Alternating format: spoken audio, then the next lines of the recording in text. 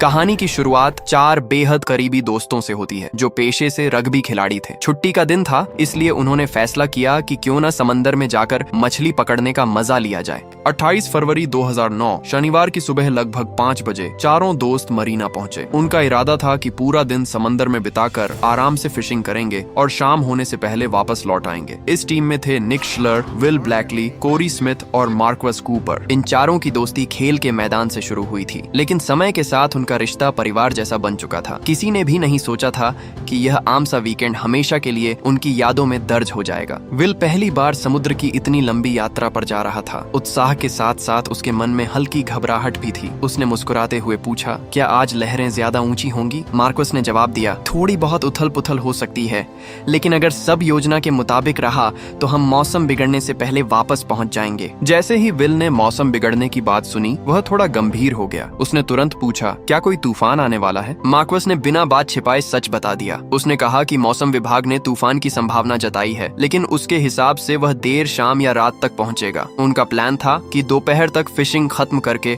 सुरक्षित किनारे लौट आएं। यह सुनकर विल थोड़ा सहज जरूर हुआ, लेकिन उसके मन की बेचैनी पूरी तरह खत्म नहीं हुई। इसी दौरान कोरी ने एक वाटरप्रूफ बैग निकाला और सबको अपने अपने मोबाइल फोन उसमें रखने के लिए कहा। उसने समझाया कि समुद्री पानी और नमक इलेक्ट्रॉनिक सामान को खराब कर सकते हैं। वैसे भी कुछ दूरी पर पहुंचने के बाद मोबाइल नेटवर्क मिलना मुश्किल होगा। सबने उसकी बात मान ली। हालांकि विल ने एक बार फिर पूछा, अगर जरूरत पड़ी तो क्या हमारे पास रेडियो है? मार्कस ने हंसते हुए मजाक किया, 2 स्ट्रॉ और एक लंबी रस्सी है, उसी से बात कर लेंगे। नाव में बैठे सभी लोग हंस पड़े। फिर उसने मुस्कुराते हुए बताया कि चिंता की कोई बात नहीं, नाव में इमरजेंसी रेडियो मौजूद है। विल ने भी मुस्कुराकर माना कि शायद वह जरूरत से ज्यादा चिंता कर रहा है, लेकिन उसके मन में एक अनजाना डर अब भी बना हुआ था। सुबह करीब 6:30 बजे नाव खुले समंदर की ओर बढ़ चुकी थी। चारों दोस्त खूबसूरत नजारों का आनंद ले रहे थे, लेकिन उसी समय जमीन पर मौसम विभाग तेज हवाओं और खराब मौसम की चेतावनी जारी कर रहा था। विशेषज्ञों के मुताबिक कुछ ही घंटों में समुद्री परिस्थितियां तेजी से बदल सकती थीं। निक की मां ने टीवी पर मौसम की खबर देखते ही उसे फोन मिलाया। कॉल कुछ देर तक बजती रही, लेकिन किसी ने उठाया नहीं, क्योंकि फोन पहले ही वाटरप्रूफ बैग में बंद किया जा चुका था। आखिरकार उन्होंने वॉइसमेल पर संदेश छोड़ा। उन्होंने कहा कि मौसम की खबर देखकर उन्हें चिंता हो रही है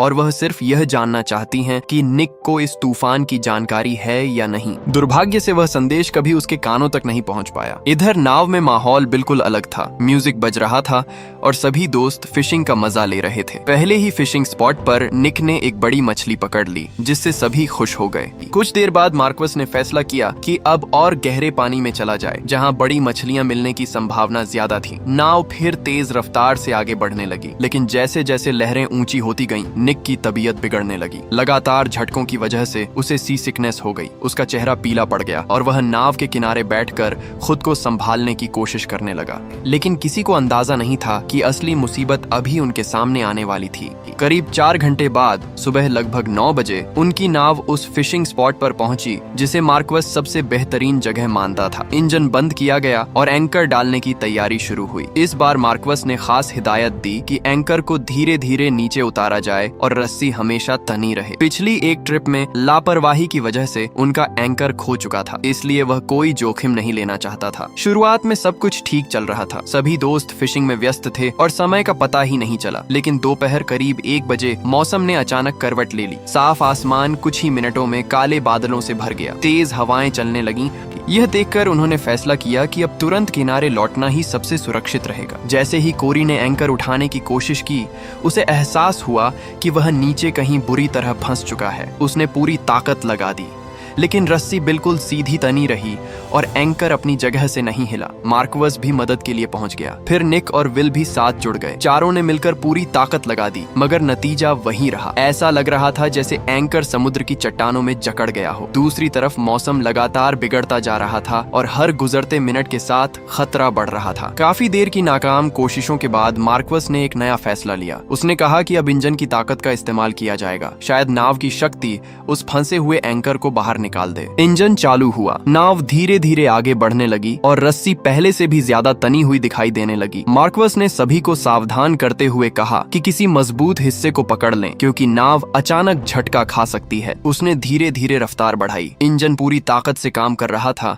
लेकिन पीछे फंसा एंकर नाव को नीचे की तरफ खींच रहा था। कुछ ही सेकंड में नाव का अगला हिस्सा ऊपर उठ गया, जबकि पिछला हिस्सा पानी में धंसने लगा। संतुलन तेजी से बिगड़ रहा था। चारों दोस्त रेलिंग पकड़कर खुद को संभालने की कोशिश कर रहे थे। उनका पूरा ध्यान पीछे बंधी रस्सी पर था। इसी वजह से किसी की नजर सामने उठ रही विशाल लहर पर नहीं गई। काले बादलों के बीच वह लहर किसी चलते हुए पहाड़ जैसी दिखाई दे रही थी। जब अचानक रोशनी बदली और लहर की तेज गर्जना उनके कानों तक पहुंची, तब तक बचने का समय लगभग खत्म हो चुका था। अगले ही पल वह विशाल लहर पूरी ताकत के साथ नाव से टकराई। टक्कर इतनी जबरदस्त थी कि नाव एक झटके में पलट गई। चारों दोस्त बर्फ जैसे ठंडे समुद्र में जा गिरे। चारों तरफ सिर्फ उफनता हुआ पानी और अफरा तफरी थी। कुछ देर बाद जब वे किसी तरह सतह पर वापस आए तो उनके सामने उनकी नाव उलटी तैर रही थी। अब वही उलटी नाव उनकी आखिरी उम्मीद थी। सबसे पहले उन्होंने एक दूसरे के नाम पुकारे ताकि यह यकीन हो सके कि कोई लापता तो नहीं है। राहत की बात थी कि चारों अभी भी जिंदा थे। मार्कवस ने सबको नाव के पास इकट्ठा होने के लिए कहा। उनका पहला लक्ष्य था किसी तरह नाव को दोबारा सीधा करना। उन्होंने पूरी ताकत लगाई, लेकिन नाव अपनी जगह से ज्यादा नहीं हिली। इसी दौरान विल को अचानक एक अहम बात याद आई। एंकर की रस्सी अभी भी नाव से जुड़ी हुई थी। हो सकता था कि वही वजन नाव को नीचे खींच रहा हो। समस्या यह थी कि उनके पास रस्सी काटने के लिए कोई चाकू नहीं था। विल ने जोखिम उठाने का फैसला किया। वह ठंडे पानी में गोता लगाकर नाव के नीचे पहुंचा और प्रोपेलर के तेज किनारे का इस्तेमाल करते हुए बड़ी मुश्किल से रस्सी काट दी। रस्सी अलग हो गई, लेकिन उम्मीद के मुताबिक नाव सीधी नहीं हुई। वह अब भी उलटी ही पानी पर तैर रही थी। उधर जमीन पर हालात लगातार खराब हो रहे थे। मौसम विभाग चेतावनी दे रहा था कि यह तूफान बेहद शक्तिशाली रूप ले सकता है और समुद्र में मौजूद लोगों के लिए जानलेवा साबित हो सकता है। नाव पलटने के लगभग 5 घंटे बीत चुके थे। अब तक सभी समझ चुके थे कि उसे सीधा करना लगभग असंभव है। आखिरकार उन्होंने यह स्वीकार कर लिया कि नाव को दोबारा सीधा करना शायद मुमकिन नहीं है। अब उन्हें जिंदा रहने के लिए कोई दूसरा रास्ता तलाशना होगा। मार्कवस ने खुद को शांत किया और याद करने लगा कि नाव के अंदर ऐसी कौन सी चीजें हो सकती हैं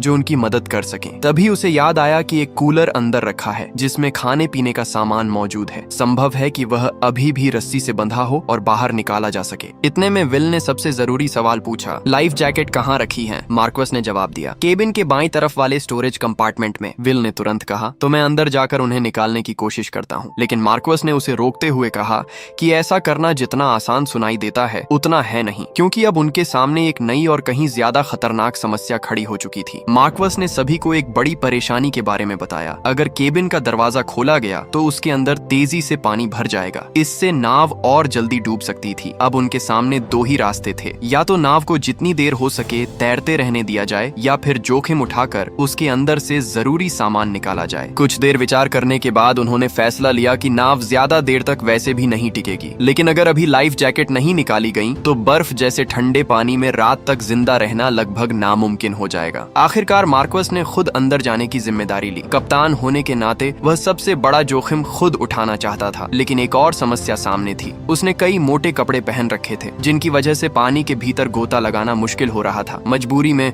उसने अपनी शर्ट उतार दी, जबकि उसे पता था कि इससे ठंड और ज्यादा सताएगी। एक लंबी सांस लेकर वह समुद्र में डूब गया। इस बार वह किसी तरह केबिन तक पहुंच गया। ऊपर मौजूद उसके तीनों साथी महसूस कर रहे थे कि नाव थोड़ी और नीचे बैठ रही है। कुछ पल के लिए सबकी सांसें थम गईं, लेकिन फिर नाव स्थिर हो गई। कुछ देर बाद मार्कवस पानी से बाहर निकला। उसके हाथ में एक लाइफ जैकेट थी। तीनों दोस्तों ने राहत की सांस ली। थोड़ी देर बाद उसने दोबारा गोता लगाया और इस बार 2 और लाइफ जैकेट निकाल लाया। कुछ समय आराम करने के बाद उसने तीसरी बार पानी में छलांग लगाई। इस बार वह एक फ्लेयर गन लेकर लौटा। अब यही उनकी सबसे बड़ी उम्मीद थी। अगर कोई जहाज आसपास से गुजरता तो आसमान में छोड़ी गई फ्लेयर उसकी नजर जरूर खींच सकती थी। उन्हें याद था कि केबिन के अंदर अभी भी कई पानी की बोतलें रखी हुई थीं। अगर वे बाहर आ जाती तो उनके बचने की संभावना काफी बढ़ सकती थी। इस बार कोरी ने कोशिश करने का फैसला किया, लेकिन जैसे ही वह नीचे पहुंचा कुछ ही सेकंड बाद घबराकर वापस लौट आया। उसने कांपती आवाज में कहा कि पानी के अंदर कुछ दिखाई नहीं दे रहा और ठंड इतनी ज्यादा है कि वह दोबारा नीचे नहीं जा पाएगा। इसी दौरान अचानक दूर कहीं से जहाज के हॉर्न की आवाज सुनाई सुनाई दी। चारों दोस्तों के अंदर उम्मीद की एक नई किरण जाग उठी। वे पूरी ताकत से चिल्लाने लगे, हाथ हिलाने लगे और तुरंत फ्लेयर भी दाग दी। उन्हें विश्वास था कि इस बार जरूर कोई उन्हें देख लेगा, लेकिन उनकी उम्मीद कुछ ही मिनटों में टूट गई। जहाज अपनी दिशा में आगे बढ़ता रहा। हॉर्न की आवाज धीरे धीरे दूर होती गई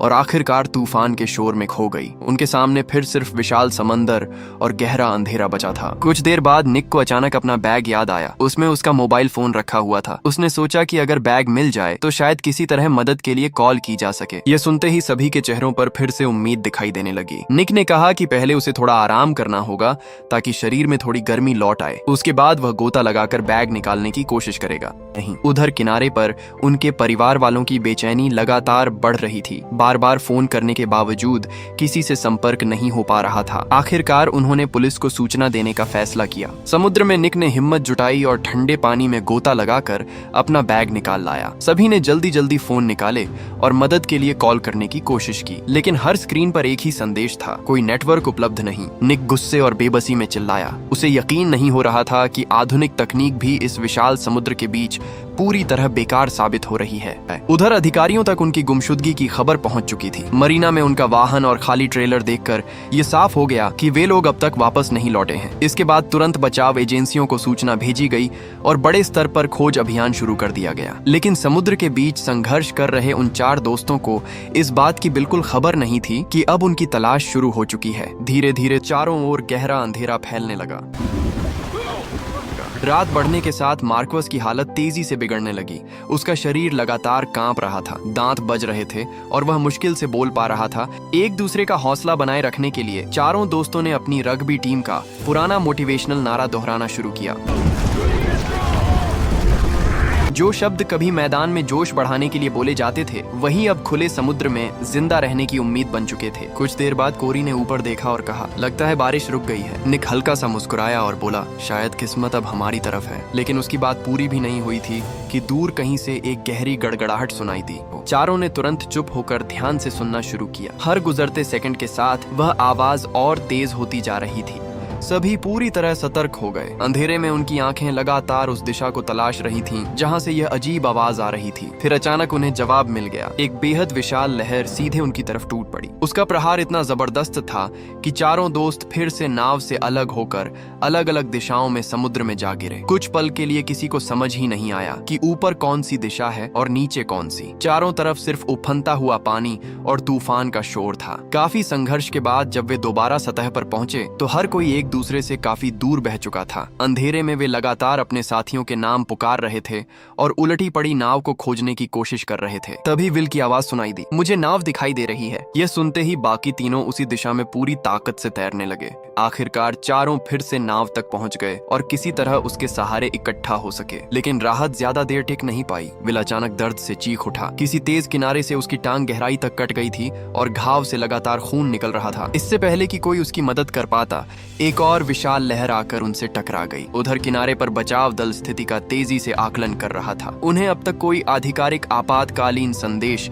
या लोकेशन सिग्नल नहीं मिला था, लेकिन बंदरगाह पर खड़ा खाली ट्रेलर और उनका वाहन इस बात का संकेत दे रहे थे कि नाव वापस नहीं लौटी है। उन्होंने तुरंत सभी संबंधित रेडियो चैनलों पर संदेश प्रसारित करना शुरू किया और खोज अभियान तेज कर दिया। कई टीमें संभावित इलाकों की तरफ रवाना कर दी गईं, लेकिन रात, तूफान और ऊंची लहरों ने इस अभियान को बेहद चुनौतीपूर्ण बना दिया था। हर बीतता मिनट समुद्र में फंसे चारों दोस्तों के लिए बेहद कीमती था। दूसरी तरफ समुद्र में उनकी परीक्षा खत्म होने का नाम नहीं ले रही थी। बार बार उठती विशाल लहरें उन्हें नाव से दूर फेंक देती और वे बची हुई ताकत के सहारे फिर वापस तैर कर उसी तक पहुंचने की कोशिश करते। हर बार उनके शरीर से थोड़ी और ऊर्जा खत्म हो जाती। ठंड अब पहले से कहीं ज्यादा असर दिखा रही थी। इसी बीच मार्कवस की हालत तेजी से बिगड़ने लगी। उसका शरीर लगातार कांप रहा था। बोलने में भी उसे मुश्किल हो रही थी। निक बार बार उससे बात करता रहा ताकि वह होश में बना रहे और जवाब देता रहे। आखिरकार मार्कवस ने बहुत धीमी और टूटी हुई आवाज में कहा, मुझे अजीब महसूस हो रहा है, जैसे मेरा शरीर मेरा साथ छोड़ रहा हो, जैसे धीरे धीरे मैं अपने हाथ पैरों पर नियंत्रण खोता जा रहा हूँ। उसकी यह बात सुनकर बाकी तीनों समझ गए कि अब लड़ाई सिर्फ तूफान से नहीं बल्कि हाइपोथर्मिया से भी शुरू हो चुकी थी। निक ने उसकी बातें सुनते ही उसे रोक दिया। ऐसी बातें मत सोचो, अभी हार मानने का वक्त नहीं है, हमें बस टिके रहना है। निक लगातार उससे बात करता रहा ताकि वह होश में बना रहे, लेकिन मार्कवस की नजरें अब भी उसी काल्पनिक दृश्य पर टिकी हुई थीं। उसका दिमाग हकीकत और भ्रम के बीच फर्क करना छोड़ चुका था। बाकी साथियों ने घबरा कर पूछा, आखिर हो क्या रहा है? निक ने गंभीर आवाज में जवाब दिया, यह हाइपोथर्मिया का असर है। उसके शरीर का तापमान बहुत नीचे गिर चुका है। अब उसका दिमाग गलत चीजें दिखाने लगा है। निक जानता था कि समय बहुत कम बचा है। उसने तुरंत कहा, हमें अपनी शरीर की गर्मी इसे देनी होगी, यही शायद इसे कुछ देर और जिंदा रख सके। चारों जितना संभव हो सका एक दूसरे के बिल्कुल करीब आ गए। उन्होंने मार्कवस को बीच में रखा ताकि उनके शरीर की बची हुई गर्मी उसे मिल सके। लेकिन एक और सच्चाई भी सामने थी। ठंड उनकी अपनी ताकत भी लगातार छीन रही थी। वे खुद मुश्किल से जिंदा थे, ऐसे में किसी और को कब तक गर्म रख सकते थे? रात खत्म होने का नाम नहीं ले रही थी। तूफान अभी भी थमा नहीं था और हर गुजरते घंटे के साथ उनकी उम्मीद कमजोर पड़ती जा रही थी। सबसे ज्यादा खतरे में अब मार्कवस था, लेकिन बाकी तीनों भी समझ चुके थे कि अगर जल्द मदद नहीं पहुंची तो कोई भी ज्यादा देर तक नहीं टिक पाएगा। इसी दौरान किनारे पर उनके परिवारों की बेचैनी लगातार बढ़ती जा रही थी। पाउला ने फिर एक बार निक के फोन पर वॉइस मैसेज छोड़ा। उसने बताया कि पार्किंग में सिर्फ उनकी गाड़ी खड़ी मिली है और अब चिंता बहुत बढ़ गई है। वह खुद को दिलासा दे रही थी कि शायद चारों दोस्त कहीं रुक गए हों और इसलिए फोन बंद हों। दूसरी तरफ निक की मां भी लगातार किसी खबर का इंतजार कर रही थी। उधर मार्कवस की पत्नी रेबेका ने भी कई बार संपर्क करने की कोशिश की। उसने कहा कि मार्कवस ने जरूर बताया था कि वापसी में देर हो सकती है, लेकिन इतनी देर तक कोई जवाब न मिलना उसे बेहद परेशान कर रहा था। अपनी चिंता छिपाते हुए उसने खुद को समझाया, वे चारों मजबूत इंसान हैं, उन्हें कुछ नहीं होगा। लेकिन फोन रखने के बाद भी उसके मन का डर कम नहीं हुआ। समुद्र में हालात अब और भी खतरनाक हो चुके थे। विल लगातार कोशिश कर रहा था कि मार्कवस बात करता रहे और होश में बना रहे। कुछ पल के लिए वह सामान्य जवाब देता, लेकिन फिर ऐसी बातें करने लगता जिनका कोई मतलब नहीं था। अचानक उसके व्यवहार में बड़ा बदलाव आया। वह बेकाबू होकर छटपटाने लगा।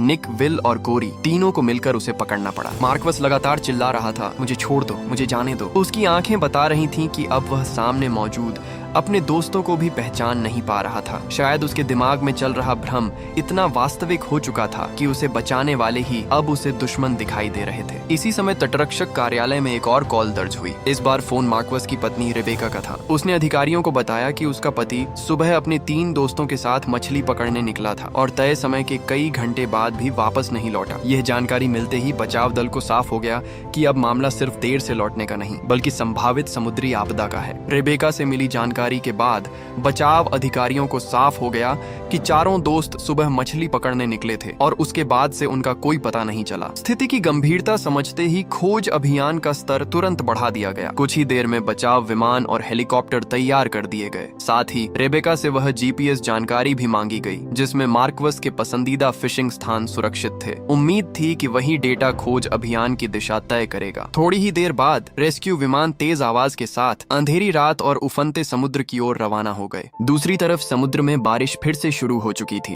कुछ देर बाद निक ने महसूस किया कि कोरी का दिल बहुत तेज धड़क रहा है। ऐसा लग रहा था जैसे उसकी धड़कन सीने से बाहर निकल आएगी। निक ने खुद भी स्वीकार किया, मेरा दिल भी बहुत तेज चल रहा है। घबराकर किसी ने पूछा, क्या इसका मतलब हम नहीं बचेंगे? निक ने बिना देर किए जवाब दिया, नहीं, जब तक हम लड़ रहे हैं तब तक कोई हार नहीं मानेगा। उसी समय आसमान में बचाव विमान लगातार चक्कर लगा रहे थे, लेकिन पायलट रेडियो पर बार बार एक ही बात बता रहे थे। तेज बारिश, ऊंची लहरें और गहरा अंधेरा दृश्यता लगभग खत्म कर चुके थे। नीचे कुछ भी साफ पहचानना बेहद मुश्किल था। ऐसे हालात में समुद्र के बीच 4 लोगों को ढूंढना किसी असंभव काम जैसा लग रहा था। लेकिन नीचे संघर्ष कर रहे उन 4 दोस्तों को इस बात का बिल्कुल अंदाजा नहीं था कि उनके ऊपर बचाव दल लगातार उन्हें खोज रहा है।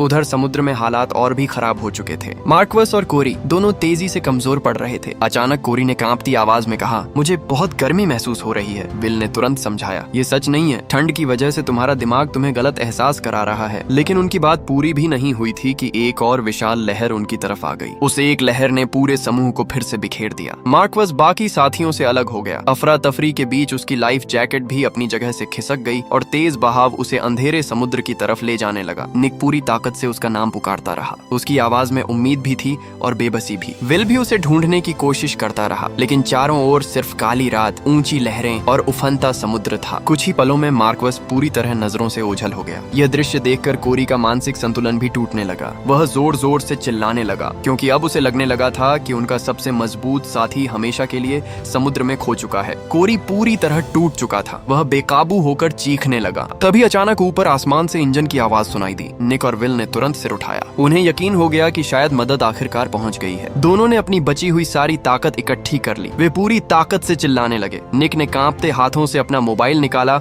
और उसकी टॉर्च जला दी। वह छोटी सी रोशनी अंधेरे में लगातार लहराता रहा, इस उम्मीद में कि ऊपर से कोई उसे देख ले। उसी समय बचाव विमान में मौजूद एक ऑब्जर्वर ने कहा, नीचे शायद मुझे कोई हल्की रोशनी दिखाई दी है। कुछ पल के लिए पूरे क्रू की नजर उसी दिशा में टिक गई। दूरबीन और विशेष उपकरणों से उस जगह को ध्यान से देखा गया, लेकिन थोड़ी देर बाद निराशाजनक जवाब मिला। जो रोशनी दिखाई दी थी वह किसी मोबाइल की नहीं बल्कि बिजली की चमक का समुद्र की सतह पर पड़ा प्रतिबिंब निकली। इसी बीच मौसम फिर से खराब होने लगा। तेज हवाओं और घटती दृश्यता की वजह से विमान को ऊंचाई लेनी पड़ी। आखिरकार सुरक्षा कारणों से उसे वापस लौटने का आदेश मिल गया। नीचे निक और विल लगातार मदद के लिए पुकारते रहे, लेकिन इंजन की आवाज धीरे धीरे दूर होती गई। कुछ ही मिनटों में वह पूरी तरह गायब हो गई। मदद उनके बेहद करीब तक आई थी, लेकिन तूफान और अंधेरे ने फिर उन्हें बचने का मौका नहीं दिया। दूसरी तरफ कप्तान क्रूज को मजबूरी में रेबेका से संपर्क करना पड़ा। उन्होंने बताया कि खराब मौसम के कारण फिलहाल हवाई खोज रोकनी पड़ रही है। जैसे ही हालात बेहतर होंगे अभियान फिर शुरू किया जाएगा। ये खबर सुनकर रेबेका का दिल बैठ गया। उसने सारी बात पाउला को बताई। दोनों खुद को समझाती रहीं कि शायद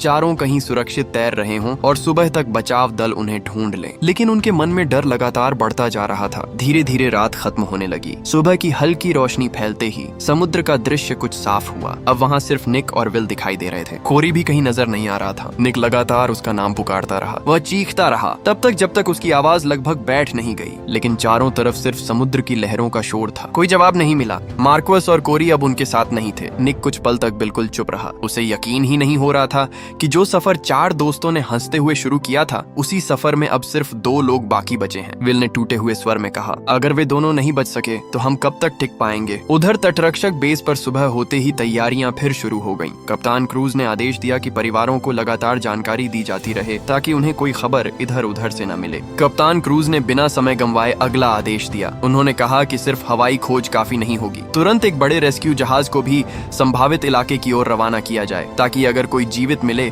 तो उसे तुरंत बाहर निकाला जा सके। कुछ ही सेकंड बाद पूरे बेस पर सायरन गूंज उठा। अलार्म बजते ही बचाव दल के सदस्य तेजी से अपनी अपनी जगहों पर पहुंचने लगे। दूसरी तरफ समुद्र अब भी पहले जैसा ही बेरहम था। निक और विल पूरी तरह प्रकृति की दया पर निर्भर थे। सूरज निकल चुका था, लेकिन ठंड में कोई खास फर्क नहीं आया था। निक महसूस कर रहा था कि उसकी उंगलियां लगभग सुन्न हो चुकी हैं। होंठ लगातार कांप रहे थे और हर सांस लेना पहले से ज्यादा कठिन लग रहा था। विल की हालत भी तेजी से बिगड़ती जा रही थी। दोनों जानते थे कि अगर जल्द मदद नहीं पहुंची तो ज्यादा देर तक जिंदा रहना मुश्किल होगा। फिर भी वे बार बार एक दूसरे की तरफ देखते रहे। चारों तरफ रोशनी फैल चुकी थी, लेकिन राहत अब भी नजर नहीं आ रही थी। उन्हें यह भी नहीं मालूम था कि कहीं कोई उनकी तलाश कर रहा है या नहीं। वे सिर्फ इतना जानते थे कि जब तक सांस बाकी है तब तक उम्मीद भी बाकी है। तभी एक और विशाल लहर आई। दोनों फिर से नाव से छिटक कर पानी में जा गिरे। काफी संघर्ष के बाद वे किसी तरह वापस नाव तक पहुंचे। विल ने हांफते हुए कहा, अगर यह बार बार होता रहा तो हम किसी लहर में हमेशा के लिए बह जाएंगे। निक ने कुछ पल सोचा और बोला, अगर हम खुद को नाव से बांध लें तो कम से कम एक दूसरे से अलग नहीं होंगे। थोड़ी देर विचार करने के बाद विल भी इस योजना से सहमत हो गया। दोनों ने रस्सी की मदद से खुद को उलटी पड़ी नाव के साथ बांध लिया। अब चाहे लहरें उन्हें कितनी भी दूर ले जाएं, वे नाव से अलग नहीं होंगे। लेकिन इस फैसले के साथ एक नया खतरा भी जुड़ा था। अगर नाव डूबती तो वे भी उसके साथ गहराई में खींच सकते थे।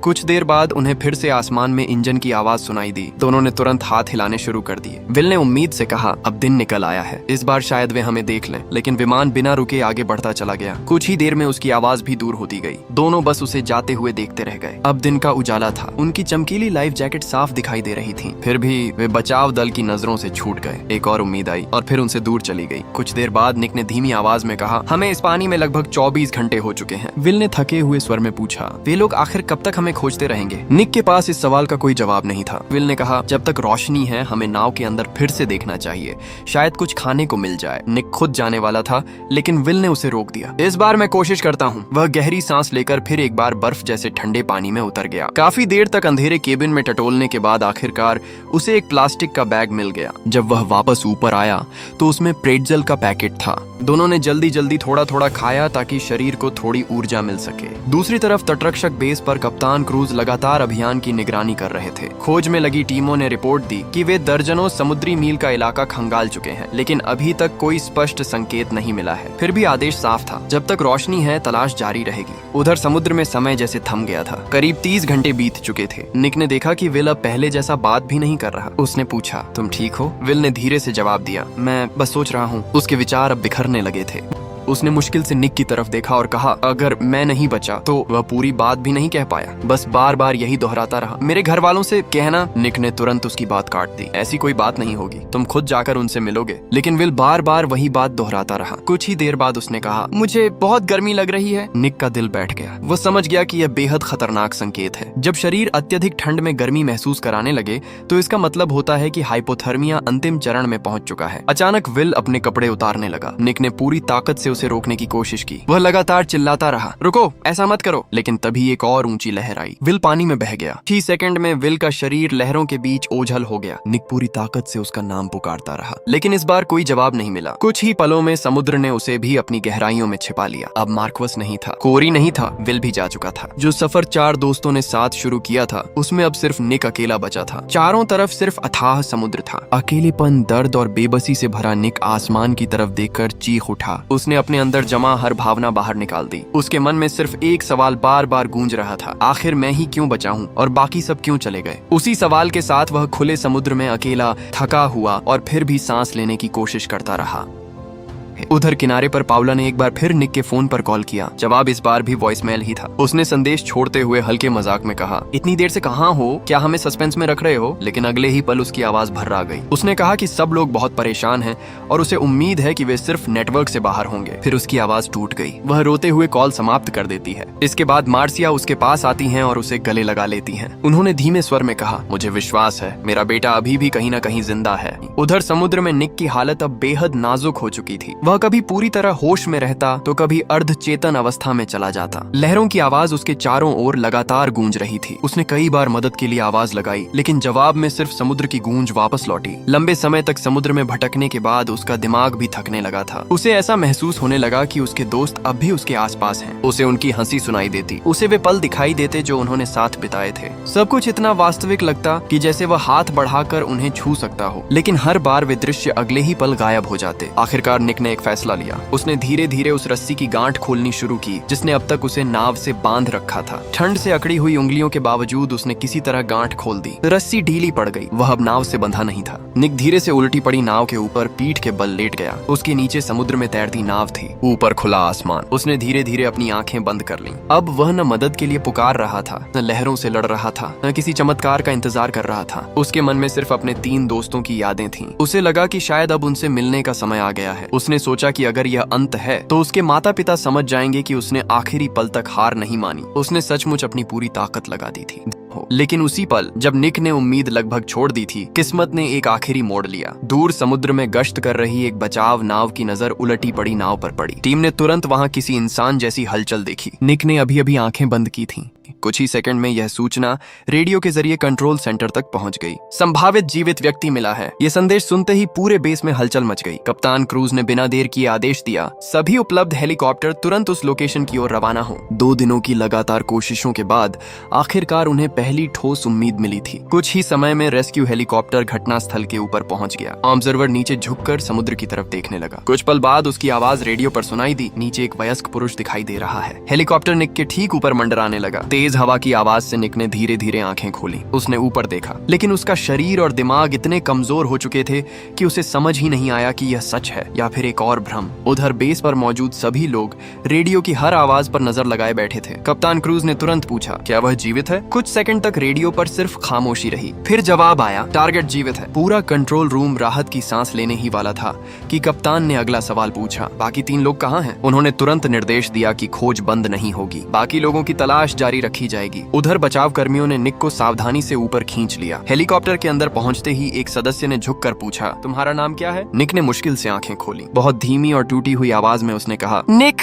यही एक शब्द रेडियो के जरिए बेस तक पहुंचा। कुछ देर बाद यह खबर उसके परिवार तक भी पहुंच गई। फोन बजा। मार्सिया ने कांपते हाथों से कॉल उठाई। जैसे ही उन्हें पता चला कि निक जीवित है, उनकी आंखों से आंसू बह निकले। उन्होंने पावला को गले लगा लिया। दोनों राहत और दर्द के मिले जुले एहसास में रो पड़ी। लेकिन उसी समय कुछ और घरों में भी फोन बज रहे थे। थे। वहाँ कोई खुशखबरी नहीं थी, सिर्फ लंबा इंतजार और एक गहरी खामोशी। रेस्क्यू हेलीकॉप्टर निक को लेकर किनारे की ओर उड़ गया।